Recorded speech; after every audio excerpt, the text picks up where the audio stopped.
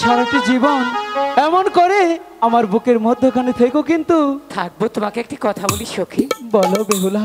আমার লোকাই যেন জানতে না পারে গো তোমার সাথে আমার সম্পর্ক হচ্ছে। শোনো বলো। আচ্ছা বেহুলার শরীর এরকম হঠাৎ করে শক্ত হয়ে মুখে ছাগলদারি, হাই এটা কাজটা ভালো করলে তুই আর জায়গা চক্কর দেখলে ডেনুকে আসার পর হাইলি কেন? তুই আমার জীবনটাই ধ্বংস করে দিলি। আরে কি করে? আমি তো স্বপ্নে মনে করছিলাম সখীরে ধরছি, ও হান্দি চুল খাড়া খাড়া, ও হান্দি তুই। আমিও তো ভেবেছিলাম বেহুলাকে ধরে আছি। দাদা বল। বলি কি বল। দুজনে একই রাস্তার পথিক, তাই বলছি কি দাদা বেহুলাকে যে মূল্যেই আমার হতে চায়, তুমি একটা ব্যবস্থা করো না, কি করে ওকে পাওয়া যাবে? শোন বলো। আমি বলছি বলো। আমাদের যে রোগে ধরেছে এই রোগের একমাত্র ওষুধ বেহুলা এবং সখী। তাহলে কি করব? চল আমরা এখন চলে যাব বাবার কাছে, প্রথম যাবো মায়ের কাছে, মাকে বলে বাবাকে রাজি করাবো, তারপরে বেহুলা তোর, সখী আমার। ঠিক আছে, তাই চলো।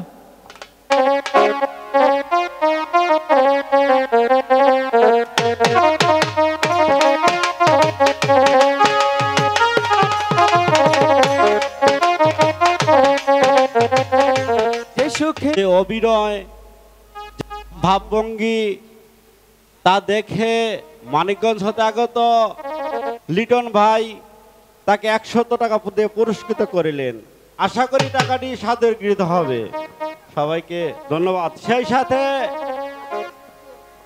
বেহুলা লক্ষিন্দারের যে জুকারে অভিনয় করেছেন তাকে সবাই ধন্যবাদ দেওয়া উচিত।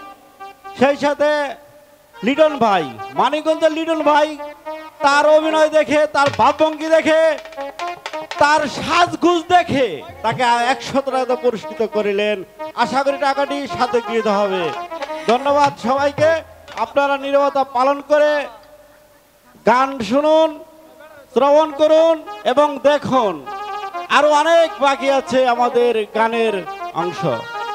সবাইকে ধন্যবাদ। ধন্যবাদ। ধন্যবাদ যিনি টাকা দিচ্ছেন তিনি, ধন্যবাদ যারা দেন নেই তাগরও ধন্যবাদ, যারা দিবেন তাগরও ধন্যবাদ। যদি কেউ বাকি থাকে সামনে বছর দিয়ে দিবেন। হ্যাঁ, আঙ্গারও দিবে। যাক, ধন্যবাদ। আমাদের জন্য দোয়া করবেন যেন আপনাদের মাঝে এসে আপনাদের মনে আনন্দ দিতে পারি, এটুকু আশা করি। জানি না আপনাদের মনে কতটুকু আনন্দ দিতে পারছি। যতক্ষণ পর্যন্ত আপনারা থাকবেন আমাদের সাথে, ততক্ষণ পর্যন্তই আপনাদের সাথে আমরা থাকবো। সবাই ভালো থাকবেন, পাশে রাখবেন। থ্যাংক ইউ, ধন্যবাদ।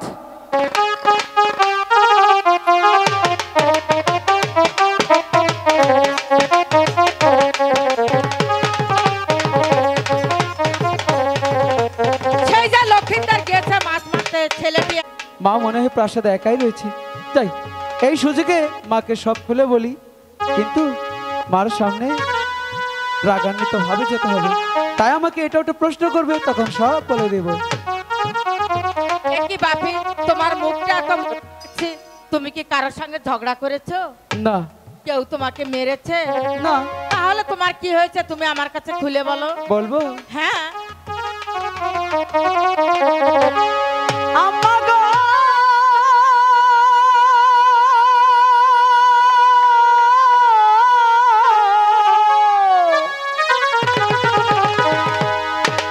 রূপের কন্যা দে এই খাইলাম মহা আহা, মাগো শানু বান্দা ঘাটে গো। রূপের কন্যা দেখে এলে শানুবান্দার ঘাটে, বলো তার বাড়ি কোথায়?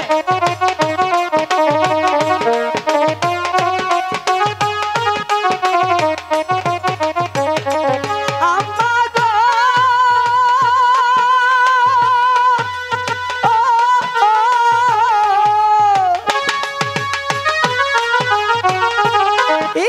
ঈশানীতে থাকে কন্যা গো, মা গো ঈশানীতে ঘর গো। ইছানিতে বাড়ি, ইছানিতে ঘর, বলো তার পিতার নাম কি এবং মেয়েটির নাম কি?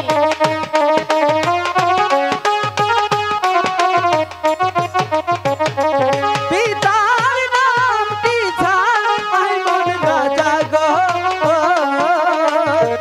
মা গো তার নাম বেহুলা গো। বেহুলা, বেহুলা, বেহুলা, তুমি বেহুলা কথা ভুলে যাও। কিছুতেই ভুলবো না, কখনো মুখে আসবে না। ভুলতে পারবো না। মা গো, হাই গো, বেহুলাকে না পাইলে মা গো, মা গো বাজবো নাকি বহরে। মা, মা গো, আমি ওই বেহুলাকে ছাড়া বাঁচতে পারবো না মা। আচ্ছা লোক, বলো তো বলো, তুমি কাকে বেশি ভালোবাসো? আমি তোমাকে বেশি ভালোবাসি। আমাকে যদি বেশি ভালোবেসে থাকো তাহলে তুমি ওই বেহুলার কথা ভুলে যাও। মাগো, তুমি কাকে বেশি ভালোবাসো? আমি ভালোবাসি আমার একমাত্র লোকাইকে। তাহলে তুমি কি চাও তোমার সন্তান কেঁদে কেঁদে সারাটি জীবন পাগলের মতো কাটাক? কখনো না। তাহলে যদি না চাও বেহুলাকে আনার ব্যবস্থা করো না মা। ঠিক আছে, যাও তুমি খেয়ে দিয়ে বিশ্রাম নাও, আমি তোমার বাবা আসলে সবকিছু খুলে বলছি। সত্যি বলছো? সত্যি। ঠিক আছে, আমি তাহলে প্রাসাদে গিয়ে খেয়ে নিচ্ছি, বাবা আসলে সব বলবে কিন্তু। মা গো মা, ও গো মা, আমারে বানাইলে দিওয়ানা।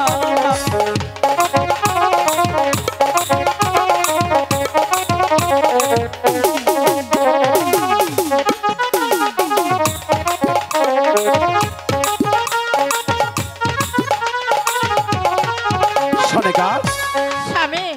আমার একমাত্র পুত্র লোকাই কোথায়, যার কোন সম্মান পেয়েছো? পেয়েছি স্বামী। সে কোথায় গিয়েছে? সে গেছিল সানুবন্দার ঘাটে মাছ মারতে। তারপর? সেখানে নাকি একটি মেয়ে দেখে সে ভালোবেসে ফেলেছে। না, আমি বিশ্বাস করি না। সে গিয়েছে সারাবন্দার ঘাটে মাছ মারতেই হঠাৎ করে এক রমণী দেখে পাগল হয়ে গেছে। সনেকা, বলুন। তুমি কি সত্য বলেছ? হ্যাঁ সত্যি। সে কোথায় বাড়ি, কোথায় ঘর, কিবা তার মাতা পিতা, কিবা নাম তাহার? ইচানীনগর তার বাড়ি, আর পিতার নাম হচ্ছে সাইমন সদাগর, আর কন্যার আর নাম? মেয়েটির নাম হচ্ছে বেহুলা সুন্দরী। না, আমি বিশ্বাস করি না। আমার একমাত্র পুত্র। না না, আমি আমার পুত্রকে ডেকে জিজ্ঞাসা করব। লোকাই, আরে ও লোকাই। ওগো বাবা, আপনি আমাকে ডেকেছেন? হ্যাঁ বাপ্পি। কেন বাবা? তোমার মা যা বলেছে তা সত্য? কি বলেছে মা? তুমি কোথায় গিয়েছিলে? আমি তো গিয়েছিলাম ওই সানুবান্দার ঘাটে। সেখানে কোনো রমণী দেখে সাক্ষাৎ হয়েছে? হ্যাঁ বাবা। তুমি তার রূপে পাগল হয়েছো? পাগল হয়েছি। তুমি কি জানো কি বাবা? তুমি যে একটি ভুল করতে যাচ্ছ। কিরকম ভুল বাবা? লোকাই, ভালোবাসা কি কোনো ভুল? না। তাহলে বাবা? লোকাই, আজ থেকে 24 বছর আগেই তোমার 6টি ভাই ছিল। আমি যার কারণে কার হয়েছে যেই সেই সাইমন সদাগরের বাড়িতেই বিয়ে করে আমি নিয়ে গেছিলাম, সেই ওজন পাদ হয়ে আমার 6টি সন্তান হারিয়ে গেছে। বাবা!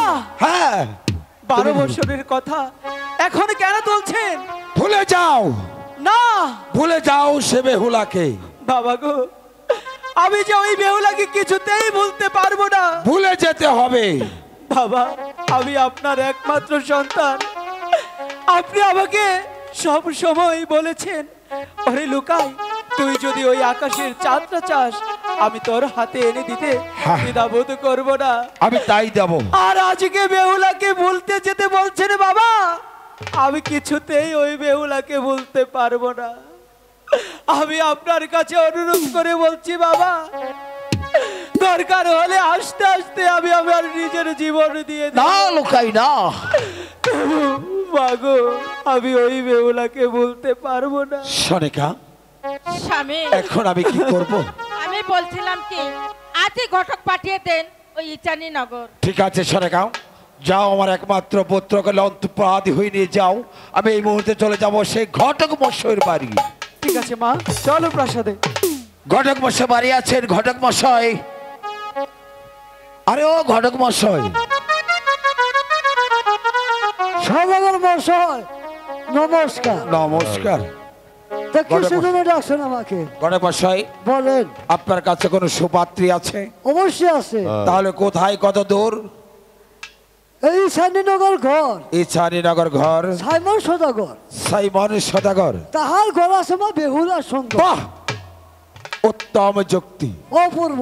আপনি যেতে পারবেন? অবশ্যই যেতে পারবো। যান ঘটক মশাই, আপনি আমার আদেশে মাথায় নিয়ে ক্লার বেগে ছুটে যান সেই ইছানীনগরেই। সেখানে আছে সাইমন সদাগর, তার ঘরে আছে কন্যা বেহুলা সুন্দর।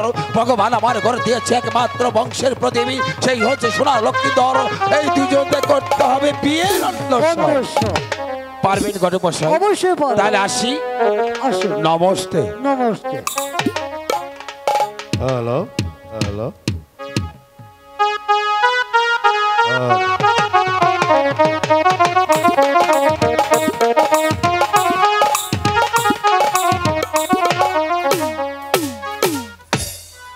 ওগো ঠাকুর, তোমার নামে আনাদানা করতে করতে আবার ঘরে একে একে 7টি কন্যা দিয়েছিলে, কিন্তু ভাগ্যের কি পরিণাম, আমি 6টি কন্যা বিয়ে দিয়েছিলাম ওই চাঁদের সদাগরের বাড়ি। 6টি কন্যা বাড়ি হয়ে যখন বাড়িতে ফিরিয়েছে, কন্যাগণ যখন আমার চোখের সামনে দেখাচ্ছে, মনে হয় ওই তো আকাশটা জানি ভেঙে আমার মাথার উপর পড়ে। আর দেখতে দেখতে মা বেহুলা এখন বিয়ের উপযুক্ত হয়েছে। ভালো একটি পাত্র হাতে তুলে দিলে আমার নিজের জমনকে খুব ধন্য মনে করতাম। সদাগর মশাই কে? বাড়িতে আছেন না? বাড়িতে আছি। আমি বলাই ঘটক। আরে নমস্কার। নমস্কার। এতদিন পরে হঠাৎ করে ঘটক মশাই আপনি আমার বাড়ি বলেন, আপনার জন্য আমি কি আপ্যায়ন করতে পারি? আপ্যায়ন করতে হবে না তো, এটা শুভ সংবাদ। কি সংবাদ? আপনার মেয়ে বেহুলা আছেন না? আছেন। এই বেহুলার বিয়ের পায়গাম নিয়ে আসছে। সে তো ভালো কথা। কোথায় বাড়ি, কোথায় ঘর, এমন কি ছেলে কি কাজ করে? অবশ্যই পছন্দ হবে। উজানিনগর ঘর। ও জানিনগর। চার সদাগর। চাঁদ সদাগর। তাহার পুত্র ধরু লক্ষিন্দর। এই ঘটক মশাই মুখ সামলে কথা বলবেন। আপনি হয়তো জানেন আমি একে একে 6টি কন্যা বিয়ে দিয়েছিলাম ওই চাঁদ সদাগরের বাড়ি। আমার 6টি কন্যারই হয়ে এসেছে আমার বাড়ি, আবার এসেছে আপনি আমার বাড়ি। সদাগর মশাই বিধির বিধান যায় না খণ্ডা।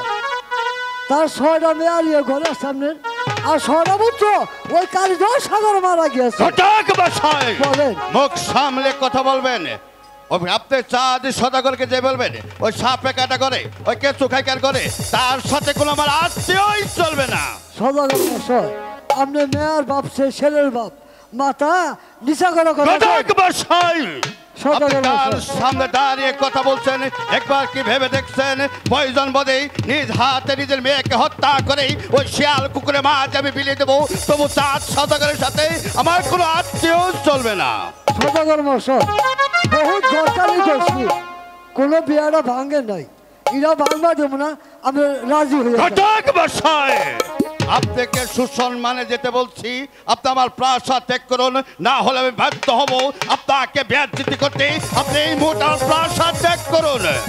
সদাগর মশাই আমি রাজি হয়ে যান, বিয়া কামরা শুভ কাম। এই আরেকটি কথা যদি আমার সামনে উচ্চারণ করো, তাহলে তোমাকে কেমনি ভাবে তাড়াতে হবে তা আমার ভালোভাবে জানাতে।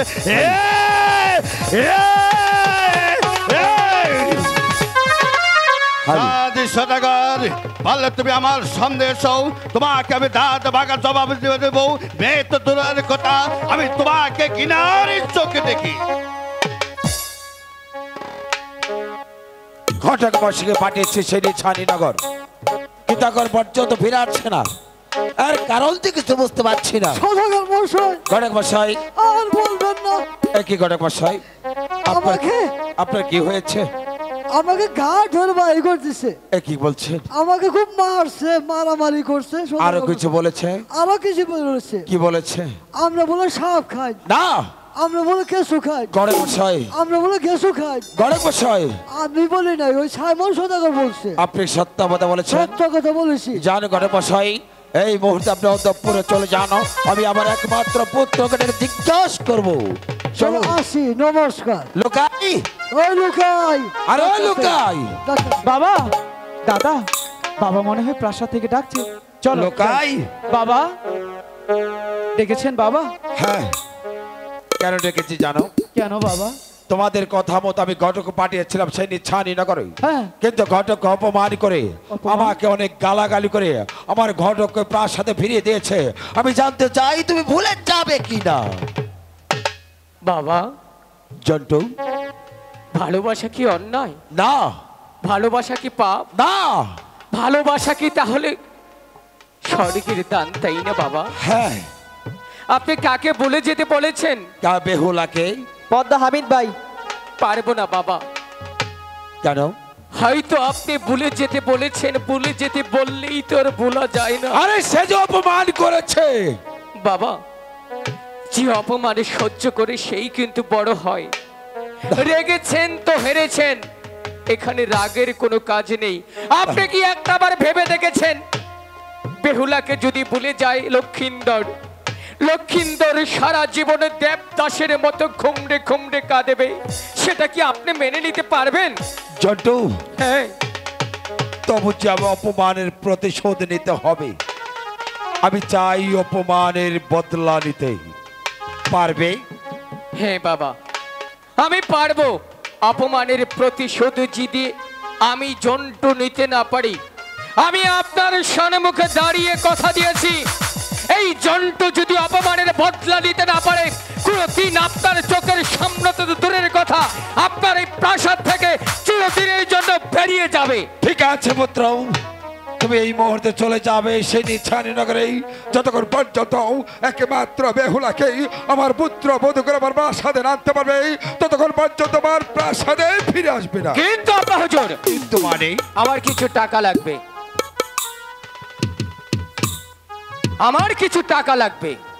টাকা দিয়ে কি হবে? আমি টাকা দিয়ে সেই নিচানি নগর একটি নতুন বাজার বসাবো, আর সেই বাজারে কুট্টি বড়ির দ্বারায় বেহুলাকে আমি আনবো।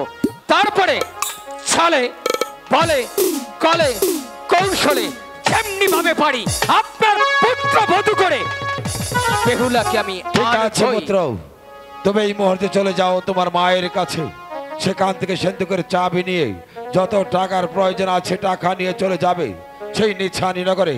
কিন্তু একটি কথা মনে রাখবে, যতক্ষণ পর্যন্ত একমাত্র বেহুলাকেই আমার প্রাসাদে আনতে পারবে, ততক্ষণ পর্যন্ত আমার প্রাসাদে ফিরে আসবে না। জানি।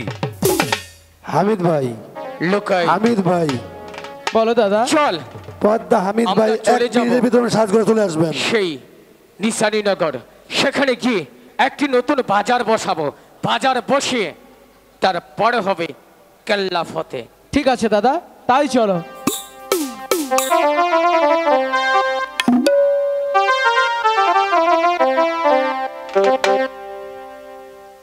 দাদা, বাহ, জায়গাটা কিন্তু চমৎকার। অনেক সুন্দর, চতুর্দিকে বৃক্ষ আছে, এখানে ছায়াও থাকবে, তাই না রে? হ্যাঁ এখানে বেহুলা আইসা বাজার করবে, আমরা তা- চেয়ে চেয়ে দেখবো। হ্যাঁ, এখানে একটি নতুন বাজার বসিয়ে ফেলি। তাহলে চলো বাসার বাজারও যাক। ঠিক আছে, বাজারখানি বসা।